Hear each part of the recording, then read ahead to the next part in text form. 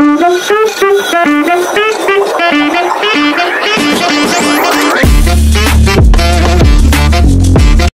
Everyone, আসসালামু আলাইকুম। আমি রওশনারা আজ আবারও এসে গেছি নতুন আরও একটি ভিডিও নিয়ে। কি বলল যুক্তরাষ্ট্র আগরতলায় বাংলাদেশ মিশনে হামলার প্রশ্নে? মূলত ভারতে ত্রিপুরা রাজ্যের রাজধানী আগরতলায় বাংলাদেশের উপ হাইকমিশনে হামলার বিষয়টি নিয়ে মুখ খুলেছে এবার যুক্তরাষ্ট্র। বাংলাদেশ এবং ভারতকে নিজেদের মধ্যকার যে মতবিরোধ আছে সেটা শান্তিপূর্ণভাবে সমাধান করার জন্য আহ্বান জানিয়েছে যুক্তরাষ্ট্রের পররাষ্ট্র দপ্তর। গতকাল মঙ্গলবার 10 ডিসেম্বর মার্কিন পররাষ্ট্র দপ্তরের প্রেস ব্রিফিংয়ে দপ্তরের মুখপাত্র ম্যাথিউ মিলার এই আহ্বান জানান।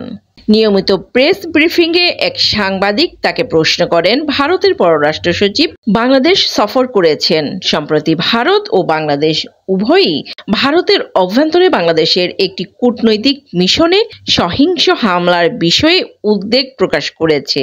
সেই বিষয় এবং বাংলাদেশ নিয়ে ক্রমবর্ধমান আক্রমণাত্মক বক্তব্য বা বিবৃতি সম্পর্কে আপনার কি কোনো মন্তব্য আছে? জবাবে মিলার বলেন, সব পক্ষ তাদের মতবিরোধ শান্তিপূর্ণভাবে সমাধান করবে, সেটাই আমরা দেখতে চাচ্ছি। ছাত্র জনতার অভ্যুত্থানে গত আগস্টে শেখ হাসিনা সরকারের পতন এবং তার ভারতে পালিয়ে যাওয়ার পর বাংলাদেশ ভারতের মধ্যে সম্পর্ক হিমশীতল অবস্থায় পৌঁছেছে। এখন আবার নতুন করে সংখ্যালঘু ইস্যু নিয়ে দুই দেশের মধ্যে কূটনৈতিক সম্পর্কেও টানাপোড়েন দেখা দিয়েছে। ইসকন নেতা চিন্ময় দাসকে গ্রেফতারের পর পরিস্থিতি আরো ঘোলাটে হয়। তাকে গ্রেফতারের প্রতিবাদে ভারতের একাধিক স্থানে বিক্ষোভ হয়েছে। এছাড়া গত সোমবার মানে ডিসেম্বরের 2 তারিখে ত্রিপুরার আগরতলায় অবস্থিত বাংলাদেশের উপ হাইকমিশনে হামলার ঘটনাও ঘটেছে। এই ঘটনায় শক্ত প্রতিক্রিয়া জানিয়েছে বাংলাদেশ। শুধু প্রতিক্রিয়া জানিয়ে বাংলাদেশ থেমে যায়নি। ঘটনার একদিন পর ভারতীয় হাইকমিশনারকে ডেকে ক্ষোভ জানায় ঢাকা। বাংলাদেশের ডেপুটি হাইকমিশনে হামলার ঘটনায় ভারতও গভীরভাবে দুঃখ প্রকাশ করেছে।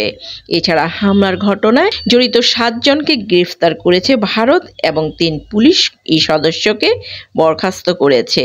দুপক্ষের এমন টানাপোড়েনের মাঝে গত সোমবার ঢাকায় আসেন ভারতের পররাষ্ট্র সচিব বিক্রম মিশ্রি।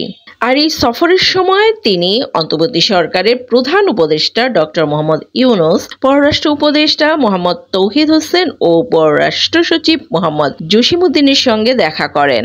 এ সময় ঢাকার সঙ্গে সম্পর্ক উন্নয়ন ও দুই প্রতিবেশীর মধ্যকার যে সম্পর্ক সেটা জোরদারে সম্মিলিত ও সমন্বিত প্রচেষ্টায় নয়াদিল্লি আগ্রহী বলে কিন্তু জানিয়েছেন বিক্রম মিশ্রি। সবাই ভালো থাকবেন। আল্লাহ হাফেজ।